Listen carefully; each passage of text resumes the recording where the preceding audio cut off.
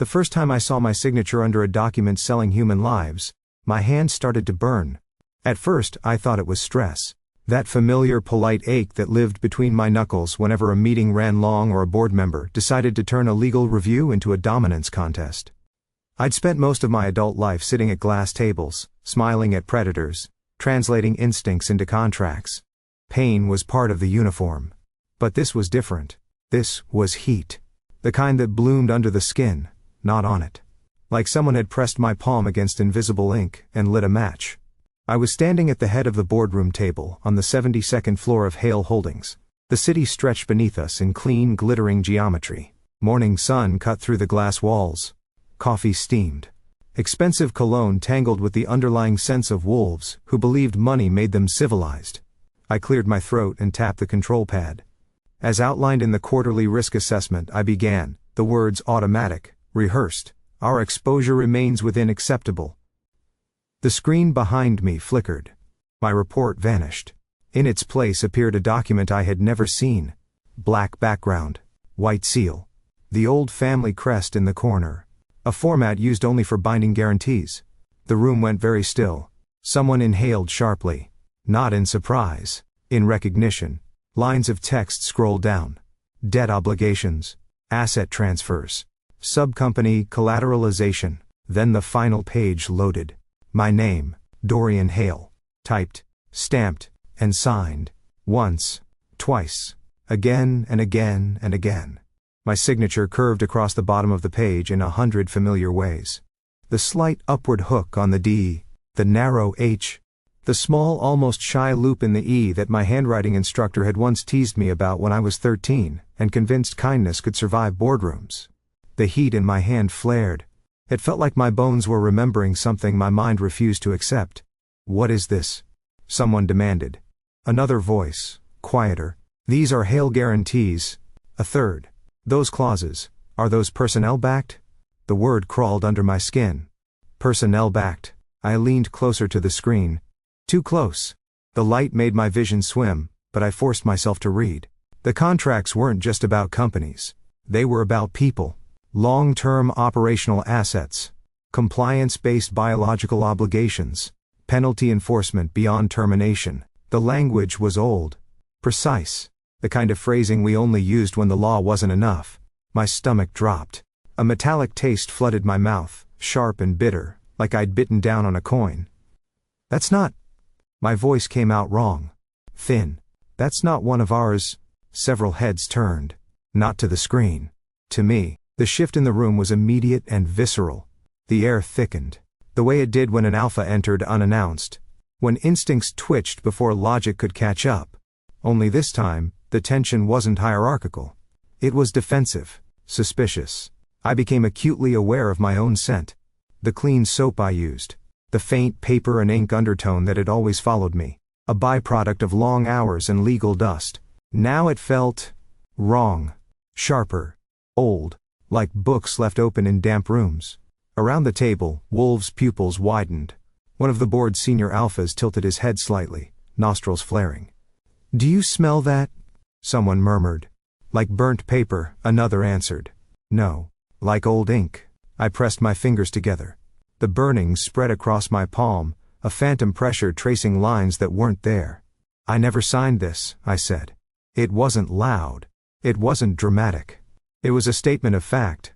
The way you might say, the sky isn't green. Water doesn't taste like metal. Silence. Then, quietly, cruelly, "It's your signature." I looked down. For half a second, I had the irrational thought that it might have changed. That I would find unfamiliar strokes carved into my skin. My hand was the same. The room wasn't. The screen shifted again, cycling through file after file. Guarantees dated back years. Some from before I'd taken my current position. Some from before I'd been allowed to sit in this room without a supervisor at my side. Every single one of them ended with my name. My chest tightened. I became aware of my pulse. Fast. Too fast. The glass wall at my back felt suddenly fragile. Like a suggestion instead of a structure. "Mr. Hale," the external auditor said carefully. "These documents were pulled from sealed financial registries. They were activated under your biometric authority. I oversee compliance, I replied automatically. That doesn't mean I execute. Your authorization is embedded, he interrupted. Not just legally, biologically. The heat in my hand surged. A sharp, breath-stealing spike shot up my arm. I hissed softly before I could stop myself. And that was when I noticed the distance. Chairs subtly angled away from me. The way bodies leaned back. The way the wolves who had once treated me as background furniture were now watching me like a structural flaw. Something in me had been reclassified. I opened my mouth to speak again. The doors at the far end of the boardroom opened instead. They didn't slide. They parted. 2 bank security wolves entered first. Dark suits. Neutral faces. Controlled scents. Then the man between them stepped forward. Tall. Broad-shouldered. Immaculately composed. His presence cut through the room like cold air through overheated glass. Alpha. Undeniably. But restrained, like a blade kept in a velvet case. His gaze found me immediately. It didn't linger. It assessed. Mr. Hale, he said calmly, voice carrying without effort. You've been very productive for a man who looks like he's about to faint. No one sat down. Not after he arrived. The man who had just spoken my name didn't raise his voice. He didn't bare his teeth. He didn't even bother to look at the board before he spoke again. My name is Michael Cross, he said, already unfastening the top button of his suit jacket. I am a senior crisis manager contracted by Northclaw Bank. A ripple moved through the room. Not surprise. Recognition. Northclaw didn't mediate. Northclaw didn't advise. Northclaw dismantled. Effective immediately, Michael continued. Hale Holdings is placed under provisional financial intervention. All subsidiary operations are frozen pending review. All executive permissions are suspended. Several board members began talking at once. Michael lifted one hand. They stopped. Not because he was louder. Because something in the air insisted they should. According to our audit, he went on calmly. This corporation has accumulated outstanding guarantees exceeding $32 billion. In interpack assets, collateralized not only through property and shares, but through personnel-based contractual instruments. The words were clean. The number was not $32 billion. The room swayed. Or maybe it was me. A sound left someone's throat that might have been a laugh if hysteria and disbelief hadn't tangled so tightly. Michael finally turned his head. Looked at me directly. Every one of those instruments, he said, was executed under your name. My hand throbbed in answer. I want to be very clear, he added. This is not an accusation. This is a procedural fact. Security wolves moved. Not toward the board. Toward me. Mr. Hale, one of them said, voice polite in the way only trained enforcement can manage. We need you to come with us. I oversee legal, I replied automatically. I don't control treasury. I don't authorize. You authenticate. Michael cut in. Which makes you central, not guilty. Central. They escorted me from my own boardroom as if I were a volatile document. The corridors of the 72nd floor had always felt like extensions of my spine. Glass, steel, quiet efficiency. Now they felt like a tunnel. Employees watched as we passed. Some stared openly. Some pretended to check tablets they weren't holding. My assistant Mara broke from her desk. Dorian? She said too brightly. What's happening? They're freezing operations, I said. That's not an answer. That's all I have. One of the security wolves reached for the biometric pad at my office door. The light blinked red. Access revoked, the system chimed. Mara made a small offended sound and darted forward, grabbing my coffee mug from the edge of my desk before the guards could move fully in. I'm not letting them take this too, she muttered, hugging it to her chest like a rescued child. Of all the things unraveling in my life, that nearly made me laugh. They sealed the office behind me. Digital locks slid into place. The sound felt permanent. The elevator ride down was silent. Michael stood across from me, hands folded loosely, gaze focused somewhere over my shoulder, as if I were a projection instead of a person. Do you always remove people from their offices before breakfast? I asked. His eyes flicked to mine. Only when the offices are part of the evidence. Comforting. I'm not here to comfort you, Mr. Hale. No, I agreed. You're here to finish me. A pause. Then, I'm here to close a structure that has been illegally leveraged for over a decade. That's a very long way of not saying my name. I said it when I walked in. The elevator opened into the secured executive wing of the bank's temporary operations floor. They guided me into a smaller conference room. Glass again. Always glass. The guards remained outside. For the first time since he'd entered my life like a court summons with legs, Michael sat down. "You're not reacting the way most men do," he said. "Most men don't get shown their own signature on documents they never touched. Most men smell like satisfaction when they've pulled something like this off." My fingers curled. "And I don't know," he said quietly. "You don't." There it was again. That hesitation. That microscopic recalibration. "You feel something's wrong," I said. "I feel distortion," he corrected. "That doesn't mean innocence." Spoken like a man who makes a living out of collapse.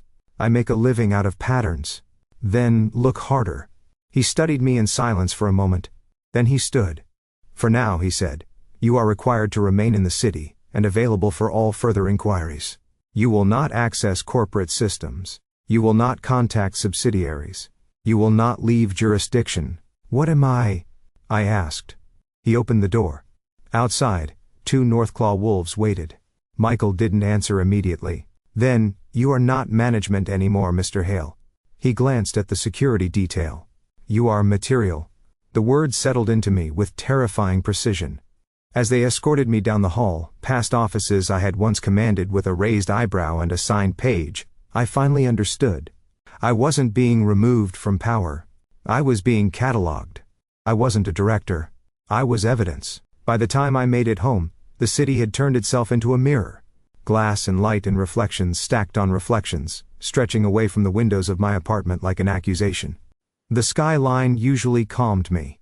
Proof of systems, of order, of structures that made sense if you learned their language. Tonight, every building looked like a filing cabinet someone had shaken. I didn't turn on the main lights. The soft glow from the servers along the far wall was enough. Blue indicators blinked in quiet rhythm, the private archive I'd maintained since law school. Every draft, every memo, every minor internal dispute my family's holding had ever pretended was beneath board-level attention. If my name had been weaponized, it would have left traces. I slid my jacket off and flexed my right hand. Pain answered. Not sharp, not fresh. Deep, familiar. As if my muscles had memorized motions my mind refused to claim. "Fine," I murmured to it. "Let's see what you've been doing without me." I pulled the oldest external drive from the lower shelf and connected it. The system hummed, recognized, opened decades of categorized history. Personal files first. Scans of handwritten notes. Holiday cards from board members, who pretended warmth when they wanted forgiveness. Early internal authorizations, back when my signature had been small, almost apologetic. I selected one. Then another. Then 3 more. And there it was. The same curve. The same slant. But layered. Copied. Adjusted. Not forged from nothing. Forged from me.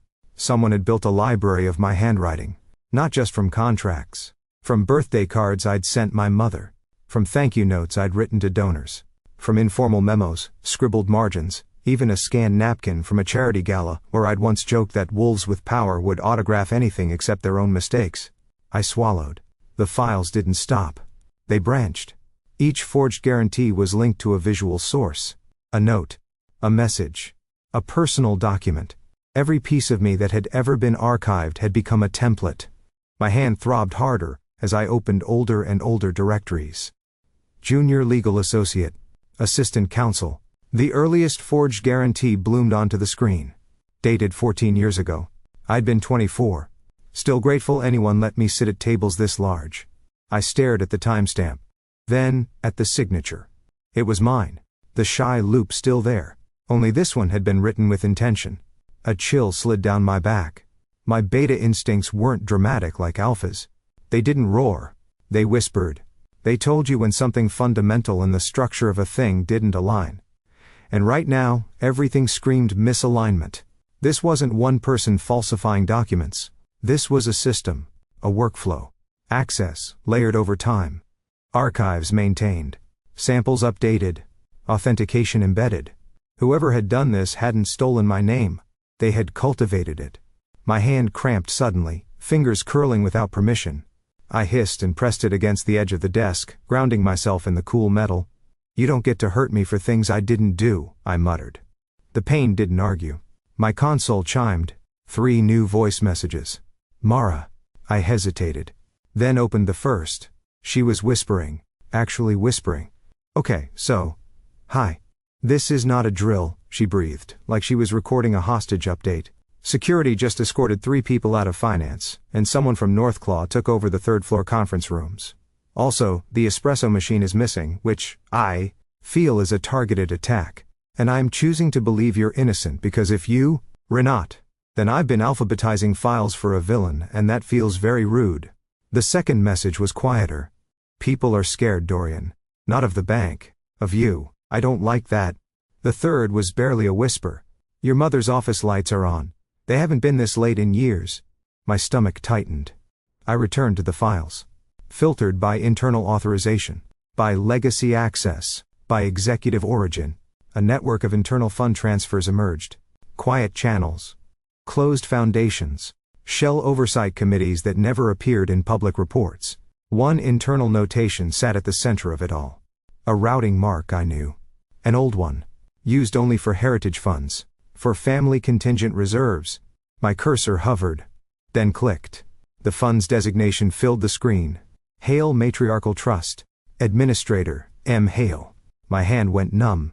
Of course whoever had access to everything would be the one person I'd never audited.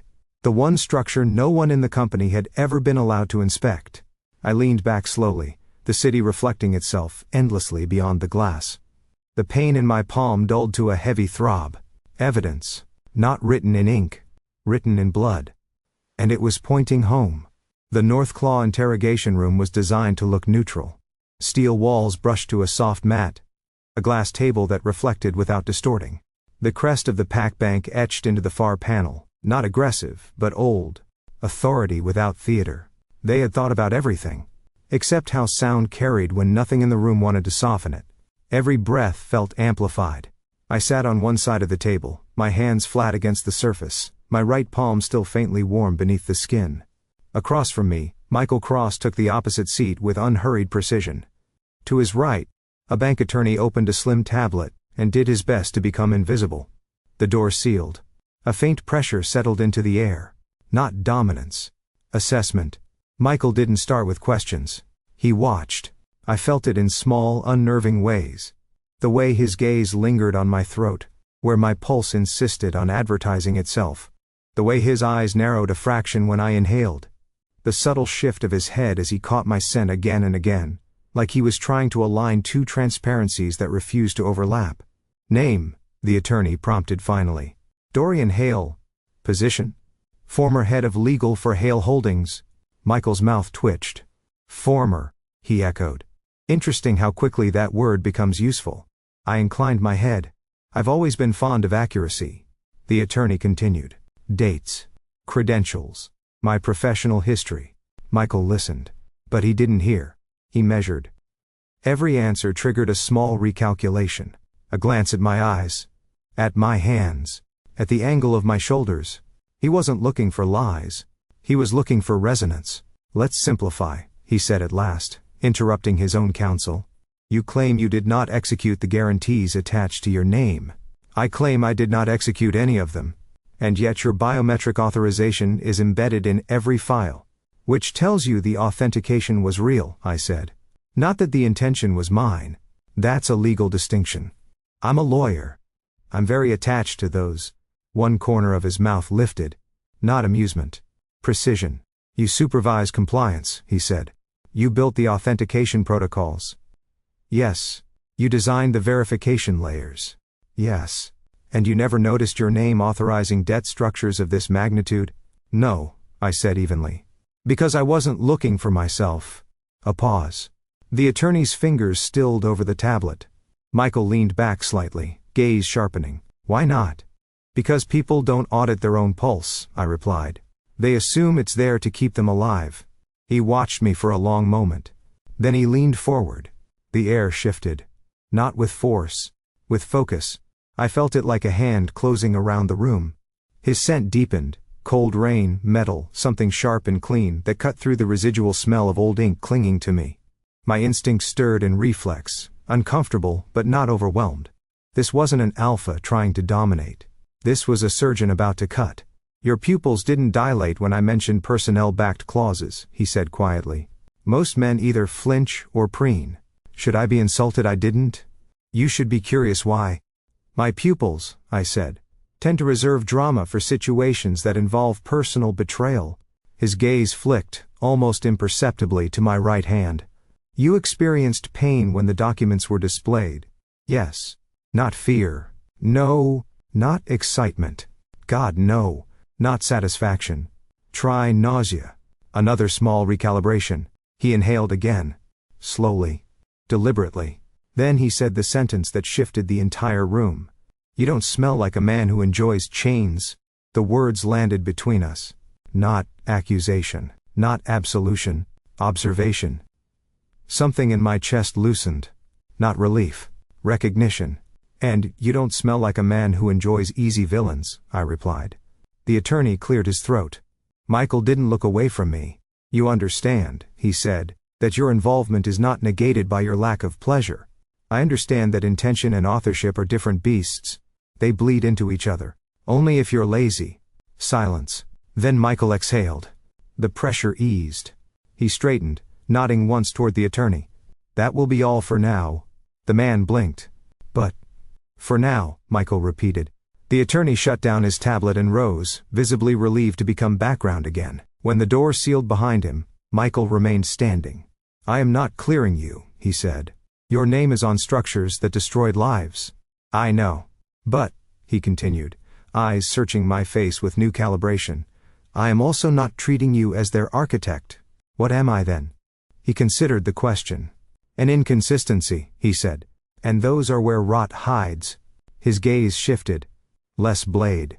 More instrument. You will remain under restriction, he added. You will remain observable. But, he finished. I will no longer assume you built this.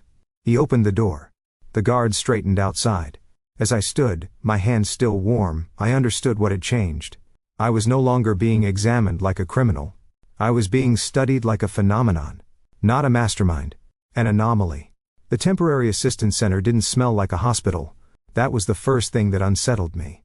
No antiseptic. No chemical sterility, just weak coffee, old carpet, and the faint layered traces of wolves who had learned to exist quietly. The building had once been an office annex for a shipping company.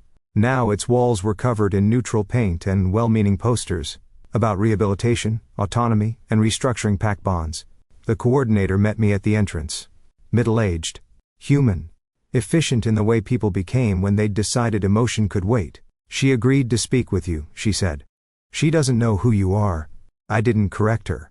We walked down a short hallway into a small interview room. A round table. 3 chairs. A window that looked out over a parking lot filled with rain-stained asphalt. The girl was already there. Early 20s maybe. Brown hair pulled into a loose knot that failed to hide the nervous way her ears kept twitching. Her hands rested on the table, palms down, fingers spread slightly as if she was afraid they might disappear if she didn't keep track of them. She looked up when we entered. And stiffened. Not in fear. In recognition. The coordinator hesitated. Then took the seat farthest from us. I sat slowly. I'm Dorian, I said. Her throat moved. She didn't offer her name. You don't work for the center, she said. No. You don't smell like the others. What do I smell like? She hesitated. Paper, she said. And something old. My right hand pulsed. I'm here because I'm trying to understand how the contracts worked, I said. Not the paperwork. The effects. She watched me for a long second, then gave a small humorless laugh. Everyone says that at first. At first? Before they start telling me why it was necessary. I'm not here to do that. She searched my face, clearly expecting to find something that would make the conversation easier. She didn't. So she began. I signed up for logistics, she said. Regional distribution, night shifts. I was 17, my PAC had debt. Hale Holdings sponsored a training program. Her fingers pressed flat against the table. They said I wouldn't have to shift on site. That there would be structure, housing, health coverage.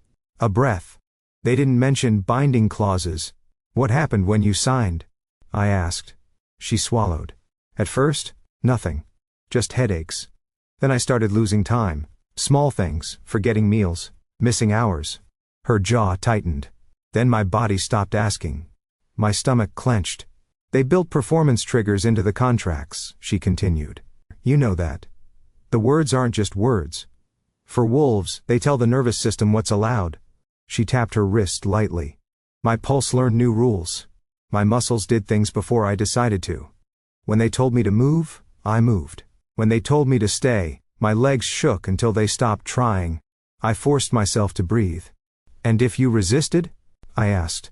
Her eyes lifted. There were penalties. Not dramatic. Just factual. Who enforced them? I asked. She hesitated. Supervisors. Trainers. But they always said the same thing.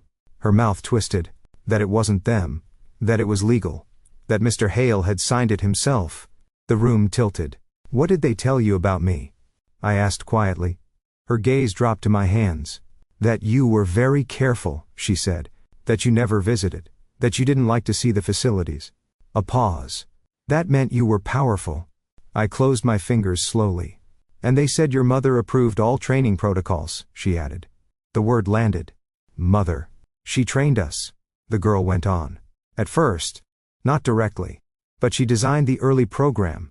The air in the room felt suddenly too thin. Then she looked up again. And said the sentence that hollowed something out behind my ribs. The woman who trained me said you were a good son. I couldn't speak. The coordinator shifted uncomfortably. I used to think, the girl continued softly. That meant you didn't know. She studied my face. I don't think that anymore. My chest ached with something that wasn't mine, and yet lived there now. I didn't, I said. She didn't answer. After a moment she nodded once. Not forgiveness. Acknowledgement. When I stood to leave, my right hand burned again. Not like fire. Like ink being pressed too hard. In the hallway, the coordinator cleared her throat. Her initial contract was processed through a heritage fund, she said. The Hale Matriarchal Trust. Of course it was. By the time I stepped back into the rain-wet evening, I no longer wondered who had built the system. I wondered how long my mother had been training it to wear my name. The old wing of Hale Holdings was never renovated. That too had always been framed as reverence. The elevators didn't reach it. You took the private staircase past the sealed archives, and the portraits of men who had mistaken longevity for immortality. The air grew warmer the higher you went, carrying the scent of varnished wood, dried herbs, and something darker beneath it. Ink. My mother's office door stood open. Light spilled across the threshold, soft and gold, as if it belonged to another century. She was standing by the window when I entered, one hand resting on the back of a carved chair, the other holding a porcelain cup. Steam curled upward. Tea. Always tea. She wore a pale gray dress, pearls at her throat, hair swept neatly back. The same way she had when I was 12 and terrified of disappointing her. Dorian, she said, turning with a smile that still knew how to find the shape of my name. You look tired. I didn't answer. The office hadn't changed. Warm wood paneling. Oil paintings of wolves that had once ruled markets and packs with equal confidence. Display cases holding antique seals and signet rings. Framed, original charters. Contracts written before printers existed. The heart of our empire. And the place no internal audit had ever been allowed to touch. You didn't call, she went on gently. I didn't need permission, I said. Her smile thinned by a degree only someone raised by it could notice. She gestured to the chair across from her desk. Sit. Let me pour you something. No. The word fell harder than I'd intended. She studied me for a moment, then set her cup aside. Very well. Silence stretched. It wasn't hostile. It was controlled. You've seen the documents, she said. Yes. And you've drawn conclusions. I've drawn connections. Is that what they're calling it now? She asked lightly. Did you do it? I asked. She didn't pretend not to understand. Yes, she said. The simplicity of it struck like a slap. No legal hedging, no performance, just acknowledgement. I authorized the system, she continued. I oversaw its development. I approved every structural layer. My stomach twisted. You used my name. I used our name. Don't, I said. She tilted her head. Don't pretend there was ever a difference. I clenched my right hand. The pain surged, sharp and hot, radiating into my wrist. Why? I demanded. She exhaled slowly. Because this family has always devoured itself, she said. Because power invites parasites, Because every generation produces heirs who mistake instinct for destiny. Her gaze softened. You were not like them. That's supposed to comfort me? It's supposed to explain why you were perfect. The word lodged under my ribs. Perfect for what? I asked. For stability, she said. For continuity. For law? She moved closer to the desk, fingers brushing one of the antique seals. You never wanted the throne, Dorian. You wanted the rules. You believed if you built them cleanly enough, no one could rot behind them. She looked up at me. So I gave you a throne made of paper. The room felt smaller. You raised me to be a lawyer, I said. I raised you to be incorruptible, she replied. You simply chose the form. Her eyes held mine without flinching. I didn't forge your name, she said quietly. I raised it. Something in my chest broke open. I tasted copper. You trained me, I said hoarsely. You encouraged my obsession with compliance. With documentation. You watched me archive myself. Yes. So, you could use it. So I could protect you. By turning me into a shield, I said. By letting people suffer under my signature. Her expression finally tightened. People always suffer, she said. The question is whether their suffering is chaotic or directed. I stared at her. At the woman who had kissed scraped knees and corrected my grammar with equal precision. You bound human beings into contracts, I said. Into biological obedience. And in return, she replied, they were fed, housed, employed, and kept alive in a market that discards the weak. That's not protection. That's ownership. Everything powerful owns, she said. The question is, whether it admits it. I shook. With rage. With something like grief. And the heirs? I asked. The ones who disappeared? Her mouth thinned. Unstable, disloyal, loud. A pause. You remained, because I had been useful. Because I had been quiet. Because I had been hers. I didn't want this, I said. She stepped closer. For the first time since I'd entered, her voice lost its smoothness. I built this so you would never have to fight, she said. So you would never have to be like them. So your name would be untouchable. My name is on cages, I whispered. And still intact, she said. Still powerful. I took a step back. The office swam. The smell of ink thickened, sweet and suffocating. I am not your instrument, I said. Her gaze flickered. Just once. Then she smiled again. That, she said softly, remains to be seen. I turned. Left the warmth. Left the portraits. Left the woman who had never needed to raise her voice to rearrange lives. The door closed behind me, with a sound too gentle for what it sealed. In the stairwell, my right hand flared with sudden, brutal intensity. I pressed it against the wall, breath shuddering. The pain wasn't heat anymore. It was pressure. As if every signature I had never written was trying to finish itself inside my skin. Northclaw's executive floor looked different at night. Without the day staff, the space lost its performance. No tailored movement. No rehearsed dominance. Just quiet glass corridors, muted lighting, and the low hum of systems that didn't care who owned them. Michael's office lights were on.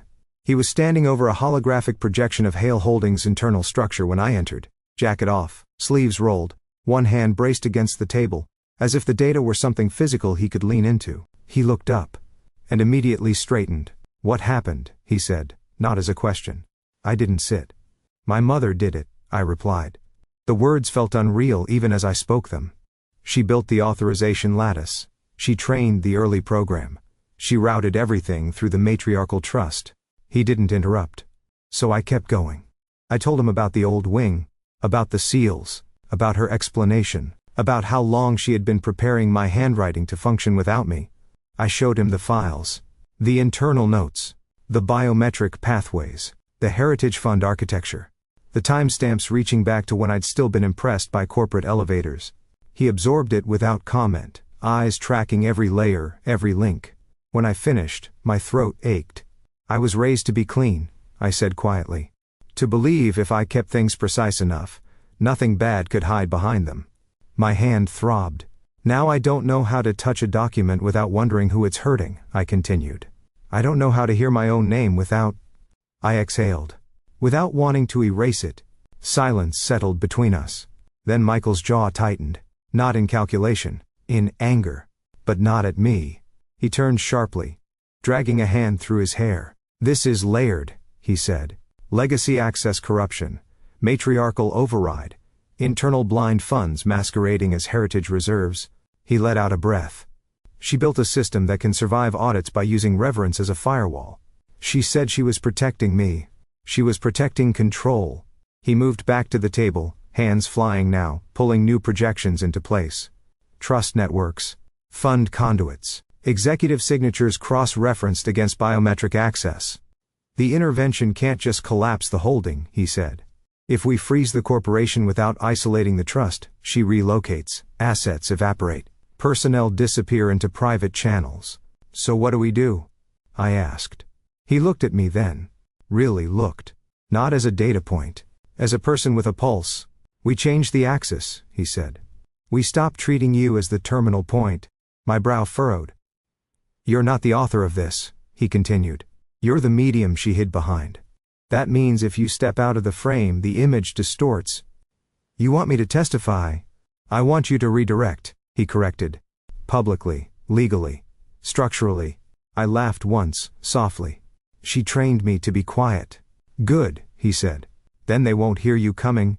I hesitated. There's something else, I said. His gaze sharpened. The contracts, I went on. They don't just carry my name, they carry my biometric authority. I don't know what that means long term. For the people bound, or for me. My fingers curled. I don't even know what part of me is real anymore. He stepped closer, not into my space. Just near enough that the room adjusted. You are real, he said. The system reacting to you proves that. It's built on you because it isn't you. And if it doesn't let go? I asked. Then we make it, he replied. He turned back to the projection, pulling the trust architecture forward, isolating it from the corporate shell. We restructure the intervention, he said. We move from collapse to exposure, council hearing, bank tribunal, open chain forensic review. My pulse quickened. That would destroy her. That would reveal her. Same thing. For the first time since this began, the word didn't terrify me. Michael's voice settled into something different. Collaborative. Then we don't bury you, he said, eyes on the data, already rewriting the war map. We aim higher. And just like that, the table between us stopped being a place of interrogation. It became a place of planning. If there was a shape to conspiracy, it was fluorescent lighting at 2 a.m. Northclaw's archival level didn't believe in windows. Just endless rows of sealed glass cabinets, climate-controlled drawers, and holographic stations humming with histories no one wanted to remember, unless they were paid to dismantle them. Michael and I worked without ceremony. Files, projections, cross maps, financial flows unspooling like veins across the air between us. At some point coffee appeared. I didn't remember ordering it. Don't drink that, I said automatically. Why? Northclaw espresso tastes like ambition and regret. He took a sip. Paused. Then, that is offensively accurate. Despite myself, I smiled. It didn't last. Hours blurred. My shoulders tightened. The low-grade ache in my hand became a steady pulse. Not pain exactly. More like a reminder that something in me was out of place. Michael noticed before I did. Sit, he said suddenly. I am sitting. You're folding into yourself. I opened my mouth to object and instead realized my posture had collapsed toward the table, spine curved, left arm bracing weight my right refused to bear. I'm fine. You're vibrating. I am not. He stepped closer. The air shifted. Not dominance. Concern. It unsettled me more. Your scent changed, he said quietly. Sharper. When wolves are under prolonged cognitive stress, it bleeds into the nervous system. Congratulations, I murmured. You've diagnosed me with paperwork. He snorted. Actually snorted. It startled both of us. He shrugged out of his suit jacket and draped it over my shoulders without asking. I stiffened. Then slowly didn't. The fabric was warm, smelled like rain and something mineral, clean and anchoring. You don't have to hover, I said. I'm not hovering. You're looming. Occupational hazard. I exhaled. Didn't shrug the jacket off. That felt like a choice. We took the work to a smaller side office, then to the deep archives. Then, when the building finally threatened to reset its systems around us, outside, the cafe across the street was one of those stubborn places that survived entirely on insomnia and loyalty.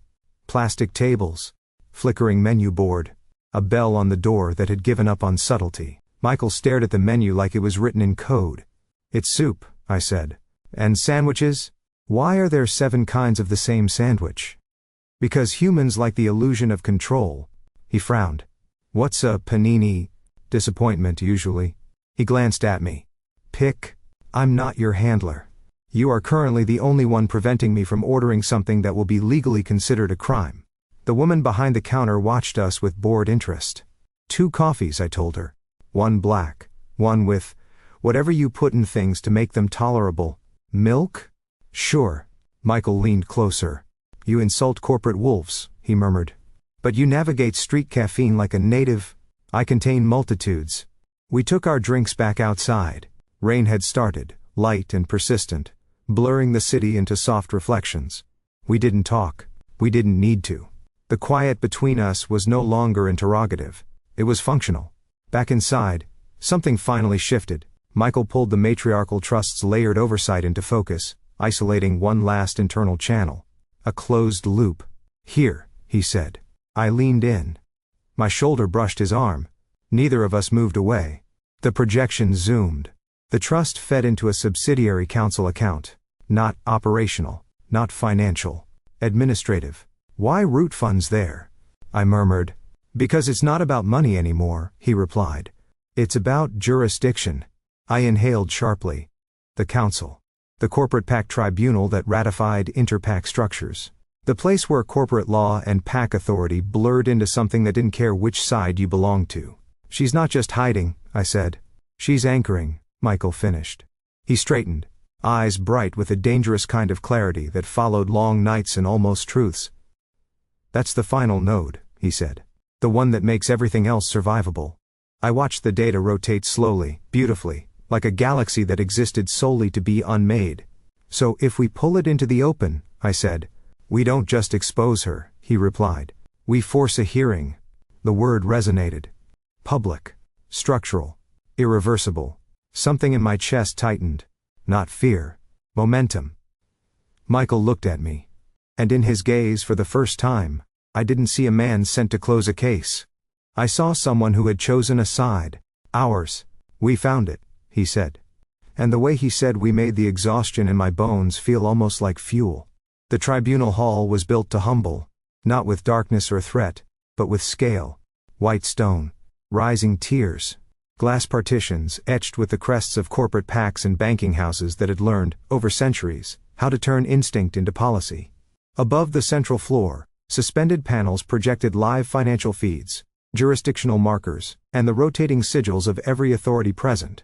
Journalists filled the outer ring, bank envoys the next. Corporate councils after that.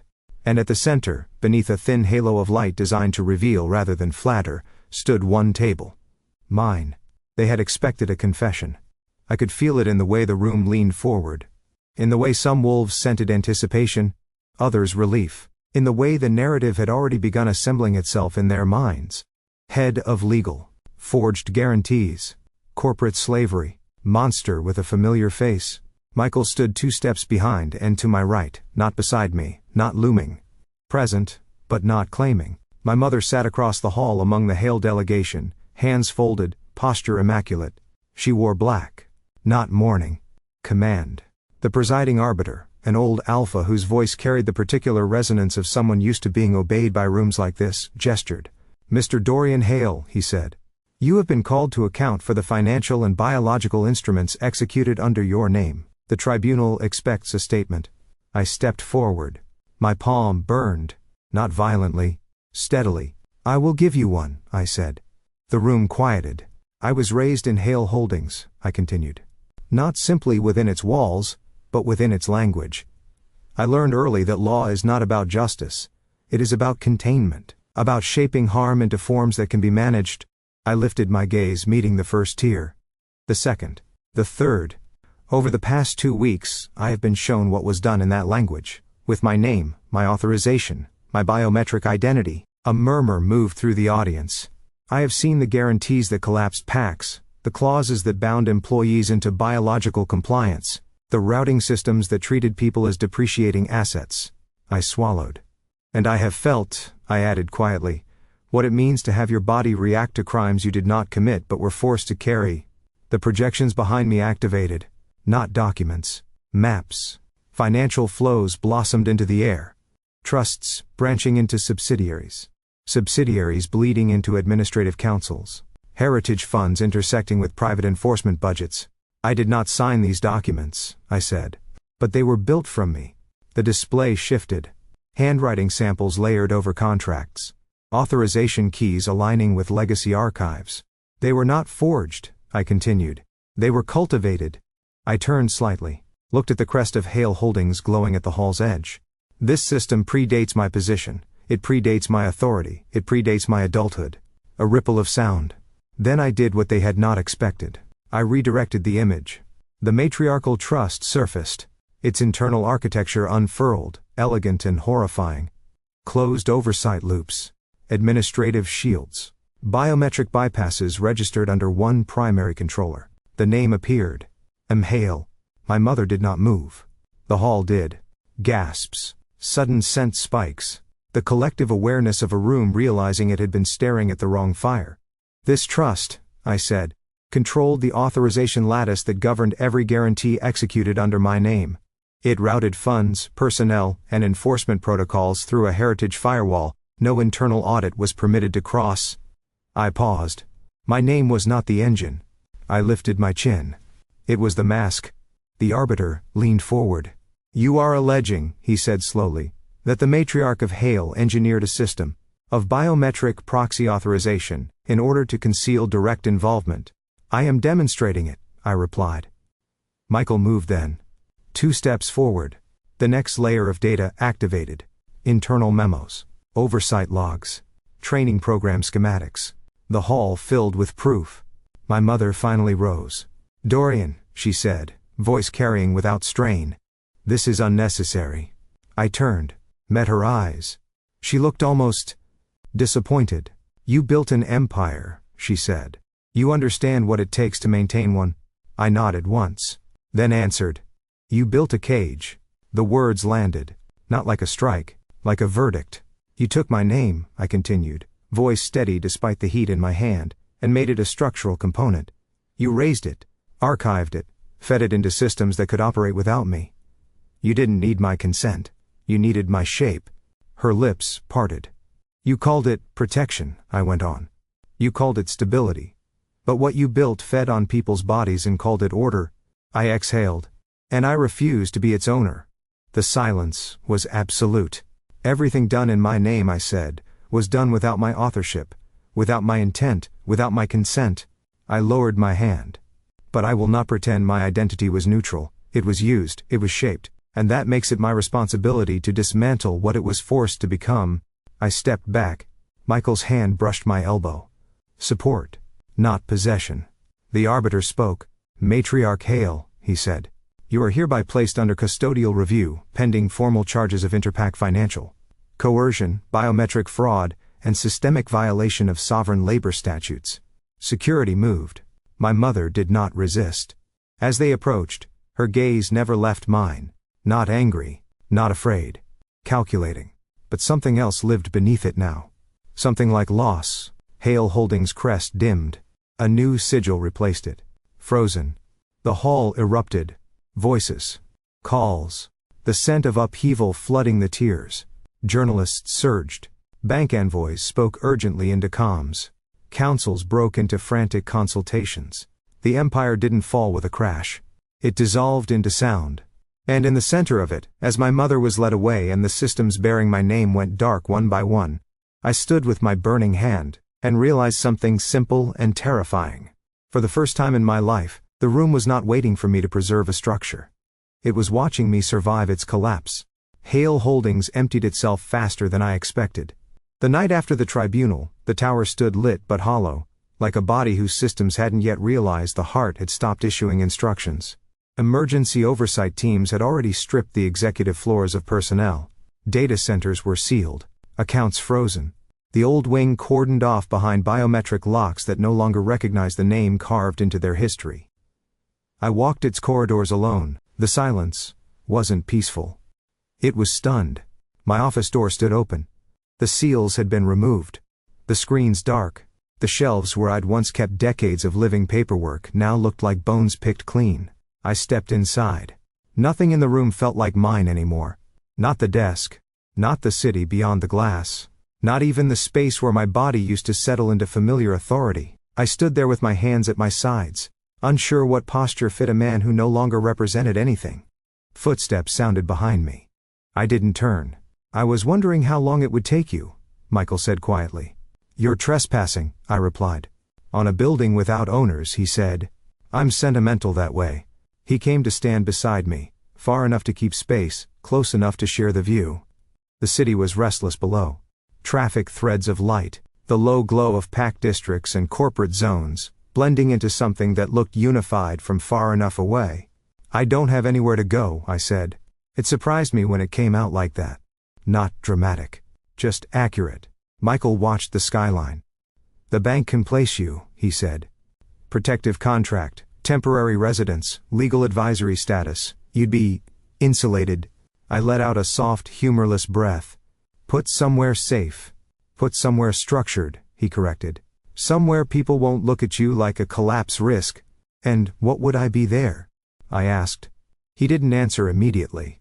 A resource, he said finally. An asset. The words slid between us. Familiar. Unacceptable. No, I said. He turned his head. No? I don't want to be placed, I continued. I don't want a title built from someone else's authority. I don't want to stand in rooms and translate power into paper ever again. The city hummed. Michael studied me with an expression I hadn't seen yet. Not professional. Not analytical. Personal. You have nothing, he said quietly. I know. No corporate immunity. No family protection. No jurisdictional shield. I know. And people will want to use you, he went on. Your name. Your experience. Your story. I know. He inhaled slowly. Then don't stand behind me. I looked at him. Stand next to me. The words didn't carry weight. They created it. I don't need another advisor, he said. I don't need a decorated survivor to sit in hearings and tell people what collapse feels like. His gaze held mine. I need someone who understands how systems rot from the inside and isn't afraid to take them apart without replacing them with the same architecture. I felt something shift. Not the burning. Something quieter. What are you offering? I asked. Partnership, he replied. On what? On a firm that doesn't belong to a pack, a bank, or a bloodline, he said. On a structure that audits power instead of serving it. On work that dismantles what others build to hide. He paused. And on a future that isn't inherited. I looked back at the empty room. At the place that had been my spine and now felt like a shell. I don't have a company, I said. Michael's mouth curved faintly. Good, he said. Then we won't have to unlearn one. He extended his hand. Not in command. In offer. I stared at it. Then placed my own in his. The contact was brief. Decisive. And for the first time since my name had started burning under ink that wasn't mine, the sensation in my palm eased. Not gone. But no longer alone. We'll need an office, I said. Already looking. A staff. I know a woman who rescues coffee mugs from crime scenes. Despite everything, a short startled laugh escaped me. The tower around us remained empty. But the silence no longer felt like aftermath. It felt like space. Our first office had once been a dental clinic. You could still smell antiseptic if the air conditioning lagged. And there was a stubborn outline on the far wall where someone had removed a motivational poster about flossing. The windows were narrow. The ceiling low. The elevator sometimes refused to commit to floors. It was perfect. This place is aggressively humble, Michael said, surveying the single open room, the half-painted trim, and the 3 boxes of mismatched furniture that had been delivered that morning. Say that again after the 4th hour without corporate climate control, I replied, balancing a stack of documents on one hip. We'd argued about location for days. He wanted proximity to financial centers. I wanted somewhere no one expected power to settle. We compromised by choosing a building most wolves had forgotten existed.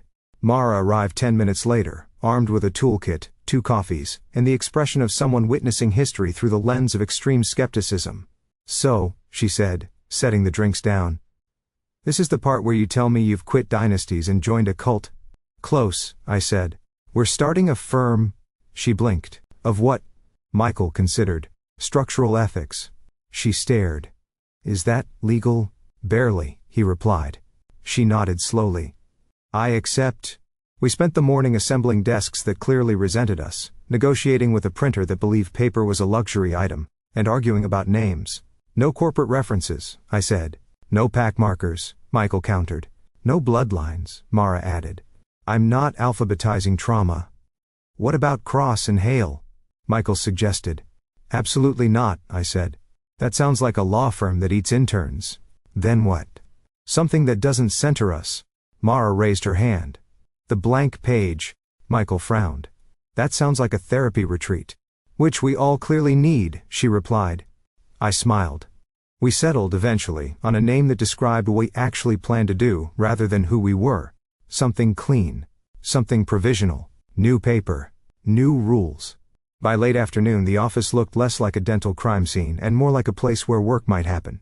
Mara commandeered the corner desk, already reorganizing digital directories with feral enthusiasm. Michael stood by the window, jacket off, sleeves rolled, watching the street below with the faintly unsettled expression of someone who had lost his habitual vantage point. You don't know what to do without a hierarchy, do you? I said. I know what to do, he replied. I don't know where to stand. I approached him. Not close enough to trigger instinct. Close enough to offer choice. You stand where it makes sense, I said. And where is that? I reached out and adjusted the edge of his rolled sleeve, smoothing a crease that didn't matter. He stilled. It was a small contact. No pressure, no claim. Just skin, acknowledging skin. His breath shifted. So, he murmured, here, I agreed. Mara made an exaggerated gagging sound behind us. Please either sign something official or go to a different room, she said. I have a filing system to emotionally recover from. We laughed. And that was new. Not sharp. Not hysterical. Easy. Later, when the sun dipped and the office lights softened into something almost warm, we stood alone again by the window. Michael looked at me. Not like a problem. Not like a structure. Like a man who had chosen to remain. I don't want to own you, he said quietly. Good, I replied. I'm very bad at being owned. I don't want to outrank you. Then we'll both be terrible at that. He hesitated. Then leaned in. The kiss was not dominance. Not urgency. Not hunger. It was laughter just before breath. Warm. Uncomplicated. Free. When we parted, his forehead rested briefly against mine. Welcome to unemployment, he murmured. Welcome to consent, I returned. Outside, the city moved without noticing us. Inside, for the first time in my life, the paper waiting on our desks didn't belong to anyone else's design. Morning in the new office felt undecided. Not rushed. Not ceremonial. Just light filtering through narrow windows, dust drifting lazily through it, the low murmur of the city arriving without urgency. The desks were still mismatched. One corner still smelled faintly of paint. Someone, Mara, obviously, had already put a small plant on the windowsill and declared it corporate culture. Michael was standing by the table when I entered, sleeves rolled, jacket draped over the back of a chair, 2 cups of coffee steaming between us. For courage, he said, nudging one toward me. For survival, I corrected. He huffed softly. Between us lay a single sheet of paper. Our first official document. Not a contract with a bank. Not a charter stamped by a council. Just a founding agreement, principles, jurisdiction, scope, and a final section marked simply, signatures. My name waited there. Blank. I sat. For a moment, I didn't reach for the pen. I studied the paper instead. The texture. The faint grain. The fact that no one in the world had already decided what this document would be used for. My right hand rested on the table. Quiet. No heat. No ache. No phantom pressure trying to complete motions I hadn't chosen. It felt ordinary. And that was extraordinary. All my life, my body had reacted before I did. To rooms. To power. To the sound of my name spoken with expectation. It had learned to brace, to translate, to comply. Now it waited. I picked up the pen. It was nothing special. Plastic. Lightweight. The kind you lose and don't mourn. I turned it once between my fingers. This was all a signature really was, I realized. Not authority. Not legacy. A movement. A decision to let your body agree with your intent. I lowered the tip to the page. Paused. Not because I was afraid. Because for the first time, I was aware that I could stop. That I didn't have to finish the motion. That nothing in the world would complete it for me. Then I wrote, Dorian Hale. The ink flowed cleanly. The familiar curves formed without resistance. The last stroke lifted. And nothing happened. No burn. No echo. No invisible machinery waking under my skin. My hand simply existed. I stared at the name. At how small it was. At how quiet. At how completely it belonged to the moment it was written in. A breath left me that I hadn't known I was holding. Michael didn't speak. He didn't need to. I could feel him there. Solid.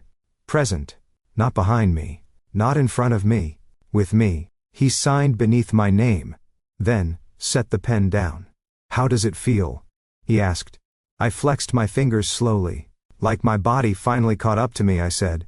Like my name is no longer something that happens to me. He reached out, his hand covering mine. Not to anchor, not to claim. Just contact. Warm. Real. Partner. I looked at the two signatures. Two choices. Two authors. And a page that had not yet been taught to hurt anyone. For the first time in my life, my name didn't feel like a weapon. It felt like a promise.